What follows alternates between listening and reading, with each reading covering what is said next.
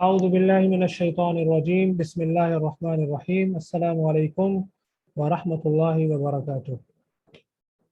آج کی ہماری کلاس ہے یونٹ نمبر 10 اور اس کا عنوان ہے اسم کی اعرابی حالتیں، یعنی the position of noun in a sentence.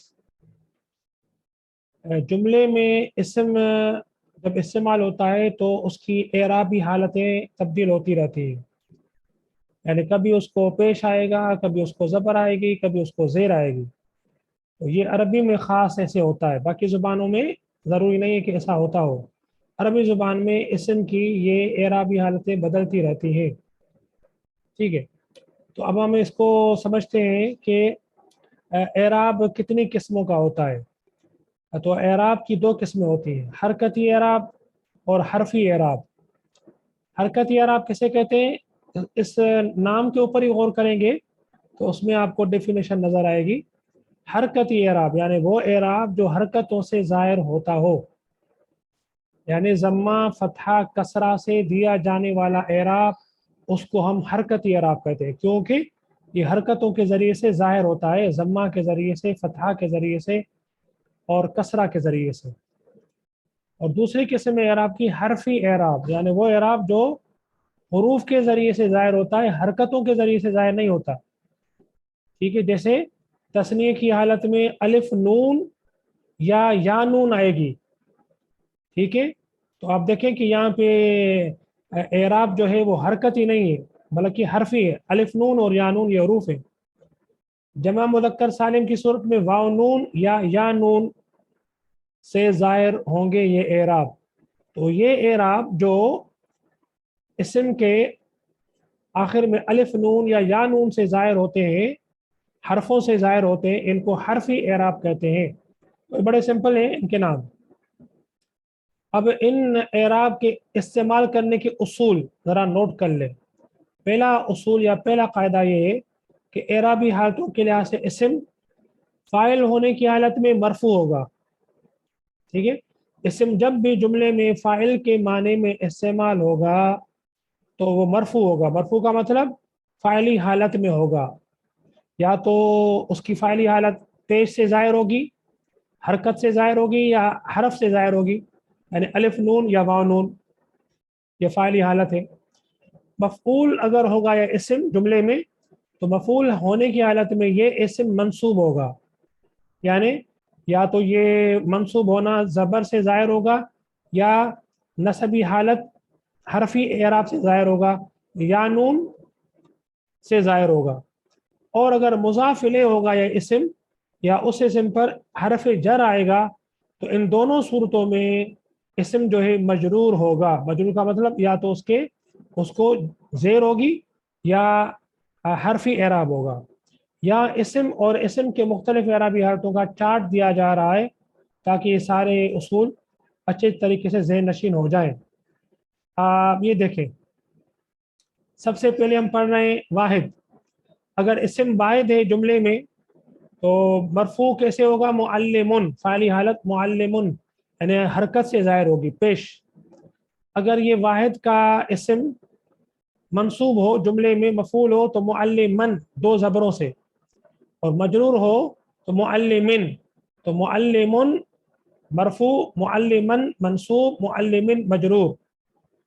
واحد اگر ہوگا اسم جملے میں، اگر یہ اسم تثنیہ ہو یا مثنیٰ ہو، مثنیٰ اور تثنیہ کا دونوں کا مطلب ایک ہی ہے، تو پھر اس کا اعراب کیسے ہوگا؟ پھر اعراب اس کا حرکتی نہیں ہوگا بلکہ حرفی ہوگا۔ جیسے مرفوع حالت میں معلمانی، 2 استاد الف نون کے ساتھ، اور منصوب ہونے کی حالت میں معلمین یا نون کے ساتھ، اور مجرور ہونے کی حالت میں معلمین، یعنی منصوب اور مجرور دونوں حالتیں سیم ہیں، ٹھیک ہے۔ تو یہ مثنیٰ یا تثنیہ کا اعراب ہے۔ اگر اسم جمع مکسر ہو تو پھر اس کا اعراب کیسے ہوگا؟ تو اس کا اعراب بھی بالکل سمپل ہے، پہلے جیسا ہے، یعنی مرفوع ہونے کی حالت میں طلابن، یہ طالب کی جمع طلاب، جمع مکسر ہے، اور منصوب ہونے کی حالت میں طلابن، اور مجرور ہونے کی حالت میں طلابن زیر۔ اسی طرح جمع مذکر سالم اگر ہو، یعنی مکسر کی مثال پڑھ لی ہم نے، اب جمع سالم مذکر کی الگ مؤنث کی الگ، اگر جمع سالم مذکر ہے تو مرفوع ہونے کی حالت میں، رفعی حالت میں معلمون واو نون کے ساتھ، اور منصوب ہونے کی حالت میں معلمین، معلمین نا، معلمین تسنیہ ہے، معلمین، اور مجرور ہونے کی حالت میں بھی معلمین، تو جری اور نصبی حالتیں دونوں سیم ہیں۔ اب آئیے اگر جمع سالم مؤنث ہو تو وہ کیسے ہوگا اس کے اعراب؟ تو مرفوع ہونے کی حالت میں معلماتن، اور نصبی اور جری دونوں حالتوں میں معلماتن، یعنی زیر آئے گی، کیونکہ جمع مؤنث سالم میں زبر نہیں آتی کسی بھی حالت میں، تو جو زیر ہے وہ قائم مقام زبر کے۔ تو یہ جو ہم نے پہلا قاعدہ پڑھا، پہلا اصول پڑھا، اس کی یہ چارٹ کی صورت میں مثالیں ہیں، بالکل واضح ہیں، ان کو آپ اچھے طریقے سے ذرا دیکھ لینا، اور جب ان کا ظاہر ہے کہ اجرا ہوگا آہستہ آہستہ آگے جیسے چلتے جائیں گے تو یہ خود بخود ذہن نشین ہوتے جائیں گے انشاءاللہ۔ اب اعراب کے حوالے سے اسم کے بارے میں دوسرا قاعدہ، جب کوئی اسم واحد ہو تو فاعل ہونے کی صورت میں مرفوع، مفعول ہونے کی صورت میں منصوب، اور مضاف الیہ یا اس پر حرف جر آنے کی صورت میں مجرور ہوگا۔ یہ تھوڑا بہت پیچھے بھی پڑھ لیا ہم نے، جیسے فاعل اگر یہ ہو رہا ہے اسم، جاءنی المعلم، آیا میرے پاس استاد، تو آنے کا کام کس نے کیا؟ معلم نے، معلم کیا ہوا؟ فاعل، تو اب آپ دیکھیں فاعل کو کیا ہے؟ پیش۔ اب اگر اس معلم کو ہم منصوب کر دیں، مفعول کر دیں، تو کیا ہوگا؟ رأیت المعلم، میں نے دیکھا استاد کو، تو اس جملے میں معلم مفعول ہے، تو مفعول ہونے کی وجہ سے منصوب ہے۔ اور اسی طرح المعلم کے لفظ کو ہم مجرور کرتے ہیں مضاف الیہ کے صورت میں، تو اعراب کیسے ہوں گے؟ کتاب المعلم، استاد کی کتاب، یہ مضاف الیہ ہے، تو مضاف الیہ میں بھی اعراب کیا ہوتے ہیں؟ جری، مجرور۔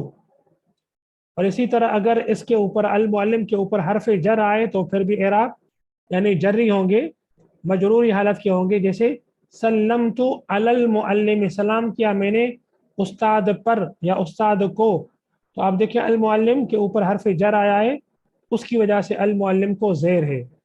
تو اگر کوئی اسم واحد ہو اور وہ جملے میں فاعل، مفعول یا مجرور ہو تو اس کے اعراب کیسے ہوتے ہیں، اس کی مثالیں ہم نے یہ یہاں دیکھ لی۔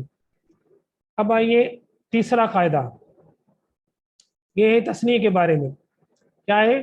تثنیہ کے فاعل ہونے کے وقت رفعی حالت الف نون کے ساتھ آئے گی، ٹھیک ہے، اور جمع مذکر سالم کے فاعل ہونے کے وقت رفعی حالت واو نون کے ساتھ آئے گی۔ جب تثنیہ اور جمع مذکر سالم مفعول ہونے یا مضاف الیہ یا ان پر حرف جر آنے کے وقت نصبی جری دونوں حالتیں سیم ہوں گی یا نون کے ساتھ، ٹھیک ہے۔ اب ہر ایک کی مثالیں دیکھیں۔ مثال کے طور پر تثنیہ کا اسم فاعل ہے، جاءنی المعلمان، آئے میرے پاس دو استاد، تو معلمان کیا ہے؟ تثنیہ ہے، اور یہ فاعل ہے، تو کون سی صورت استعمال ہوئی؟ الف نون والی، جاءنی المعلمان، یہ نہیں کہیں گے جاءنی المعلمین، غلط۔ اسی طرح جمع مذکر سالم اگر ہو اور وہ فاعل ہو تو کون سی صورت استعمال ہوگی؟ واو نون والی، جاءنی المعلمون، آئے میرے پاس استاد، تو معلمون فاعل ہے، تو دیکھیں آپ اس کی حالت کون سی ہے؟ واو نون کے ساتھ، رفعی حالت۔ اسی طرح تثنیہ اگر یہ مفعول ہو، جیسے اعطیت المعلمین، دیے میں نے، عطا کیے میں نے دو استادوں کو رسالے، تو المعلمین کیا ہے؟ مفعول، کیونکہ دینے کا کام استادوں کے اوپر ہو رہا ہے، یہ مفعول ہے، تو مفعول ہونے کی صورت میں معلمین کو کیسے یوز کیا ہے؟ منصوبی حالت میں، معلمین۔ اسی طرح جمع مذکر سالم اگر مفعول ہو، اعطیت المعلمین الجرائد، میں نے عطا کیے، میں نے دیے استادوں کو، یعنی جمع کیا؟ رسالے، تو یہاں پہ آپ دیکھیں دیے جانے کا کام استادوں کے اوپر ہو رہا ہے، تو یہ استاد کیا ہے؟ جمع مذکر سالم معلمین، اور یہ مفعول ہے، تو مفعول میں ان کی کون سی صورت استعمال ہوئی؟ معلمین یا نون کی۔ اسی طرح اگر تثنیہ مضاف الیہ ہو تو کون سی صورت استعمال ہوگی؟ یا نون، کتب المعلمین، دو استادوں کی کتابیں، कुतुबुल मुअल्लिमानी नहीं कहेंगे, कुतुबुल मुअल्लिमैनी, दो उस्तादों की किताब। इसी तरह जम्मा मुज़क्कर सालिम अगर मुज़ाफ इलैहि हो तो कुतुबुल मुअल्लिमीन, ये जमा मुज़क्कर सालिम है और मुज़ाफ इलैहि है। मुज़ाफ कौन है? कुतुब। मुज़ाफ इलैहि कौन सा है? मुअल्लिमीन। तो कौन सी सूरत इस्तेमाल की हमने मुअल्लिमीन की? जानून वाली। तो ये तीसरा हमने कायदा पढ़ा तस्रीह के बारे में मिसालों के साथ। इसी तरह चौथा उसूल कायदा, जमा मुअन्नस सालिम को फ़ाइल होने की सूरत में रफ़ा दिया जाएगा। जब जमा मुअन्नस सालिम का उसूल, अगर इस्म जमा मुअन्नस सालिम हो जुमले में, तो अगर ये फ़ाइल होगा तो रफ़ा दिया जाएगा, मफ़ूल होगा और मुज़ाफ इलैहि होगा या उस पर हर्फ जर आएगा, सब सूरतों में उसको जर दिया जाएगा, यानी उसकी नसबी जर्री दोनों हालतें सेम होंगी। हर एक की मिसालें देखें, जैसे जमा मुअन्नस सालिम फ़ाइल की सूरत में जाअत अल मुअल्लिमातु आई उस्तानिया। अब उस्तानिया क्या है? फ़ाइल है। तो कौन सी सूरत इस्तेमाल हुई है? अलिफ के साथ, ता के पेश के साथ, मुअल्लिमातु। अब इसी को अगर हम मफूल बना दें, रअयतुल मुअल्लिमाति, मैंने देखा उस्तानियों को। अब ये मुअल्लिमात मंसूब मफूल है, लेकिन ज़बर नहीं है, उसको ज़ेर है, क्योंकि जमा मुअन्नस सालिम में ज़बर भी ज़ेर के साथ ही शो होती है, क्योंकि जमा मुअन्नस सालिम को ज़बर नहीं आती कभी भी, तो ये ज़ेर ज़बर के कायम मकाम होती है। इसी तरह अगर जमा मुअन्नस सालिम हर्फ जर के साथ आए तो उसको भी ज़ेर आएगी। सल्लमतु अलल मुअल्लिमाति, सलाम किया मैंने उस्तानियों के ऊपर या उस्तानियों को। इसी तरह जमा मुअन्नस सालिम के साथ अगर ये मुज़ाफ इलैहि के साथ आए तो कुतुबुल तालिबाती, तालिबा की जमा तालिबात, ये जमा मुअन्नस सालिम है और ये जुमले में क्या है? मुज़ाफ इलैहि। तो मुज़ाफ इलैहि की सूरत में उसको क्या दिया हमने? ज़ेर। ये चौथा उसूल है जमा मुअन्नस सालिम के हवाले से। ठीक है जी। अब नोट, ये चार उसूल मोटे उसूल थे, बड़े अहम उसूल थे। अब नोट ज़रा, ये बड़ा अहम है, इसमें चंद एक्सेप्शनल सूरतों को बयान किया गया है। ज़ाहिर है कि रेगुलर सूरतों के साथ साथ कानूनों में, कवानीन में कुछ इस्तिस्नाई सूरतों भी होती हैं। कुछ अस्मा ऐसे भी होते हैं जिनको तीनों हालतों में, यानी फ़ाइली, रफ़ाई, जर्री, तीनों हालतों में एराब नहीं होते, यानी वो एराब कबूल नहीं करते, ज़ाहिरी एराब कबूल नहीं करते। और वो चारों हालतों में, यानी हर्फ जर भी उसके ऊपर अगर आ जाए तो चार हालतें हो जाएंगी, तो जो चारों हालतों में यकसा रहते हैं। जैसे मूसा, ईसा, ये दो नाम हैं। अब इनको फ़ाइल बनाएं जुमले में, मफूल बनाएं, मुज़ाफ इलैहि बनाएं, या हर्फ जर के साथ मजरूर बनाएं, चारों हालतों में ये सेम रहेंगे। ये चंद नाम हैं, और ये वो कौन से हैं जिनके आखिर में, यानी कौन सा, यानी अलिफ मकसूर आता है। जा मूसा, आया मूसा, ये फ़ाइल है। रअयतु मूसा, मैंने देखो मूसा को, ये मफूल है। किताब मूसा, मूसा की किताब, ये मुज़ाफ इलैहि है। मररतु बिमूसा, में गुजरा मूसा के पास से, करीब से, ये हर्फ जर के साथ आया है। चारों हालतों में आप देखें कि मूसा का एराब तब्दील नहीं हो रहा। और वो इसम जिनके आखिर में अलिफ मकसूर आता है, जैसे मूसा, ईसा, वो एराब कबूल नहीं करते, चाहे कुछ भी हो। कुछ अस्मा ऐसे भी हैं, ये नोट नंबर 2, जिनको सिर्फ मफूल होने की हालत में नस्ब आता है, और फ़ाइली हालत में और जरी हालत में वो एराब कबूल नहीं करते। अलबत्ता मफूल में एराब कबूल करते हैं, और वो उनको ज़ाहिरी एराब हमें नज़र आता है।